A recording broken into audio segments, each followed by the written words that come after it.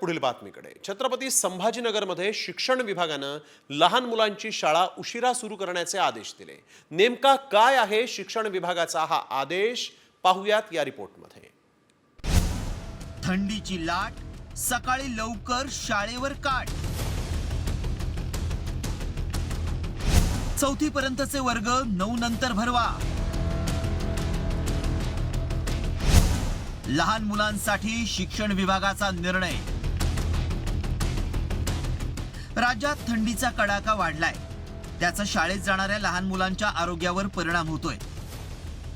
त्यामुळे छत्रपती संभाजीनगर जिल्ह्यातील शालेय शिक्षण विभागाच्या शिक्षणाधिकाऱ्यांनी सर्व शाळा आणि संस्था चालकांना सूचना करत शाळा सकाळी 9 नंतर भरवण्याचे आदेश दिलेत।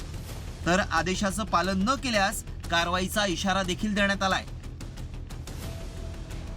8 फेब्रुवारी 2024चा शासन निर्णय आलेला आहे। राज्यातील सर्व व्यवस्थापनाच्या सर्व माध्यमाच्या पूर्व प्राथमिक ते 4थी पर्यंतचे जे वर्ग आहेत त्यांच्या शाळा त्यांचे टायमिंग हा 9 किंवा 9 पासून नंतर सुरुवात करण्यात यावा।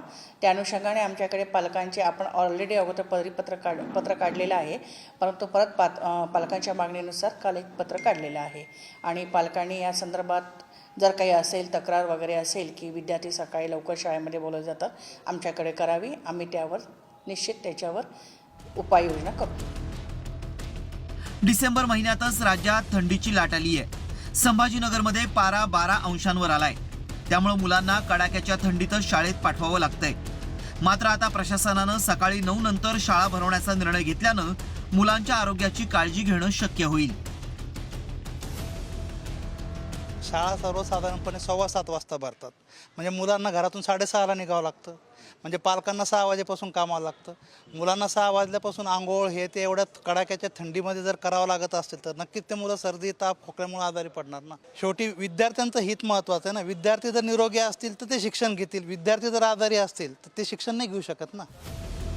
छत्रपती संभाजीनगरच्या शिक्षणाधिकाऱ्यांनी शाळा आणि संस्था चालकांना सकाळी 9 नंतर शाळा भरवण्याचे आदेश दिल्यानं राज्यातील इतर जिल्ह्यातही या निर्णयाची चर्चा जोरदार रंगली आहे।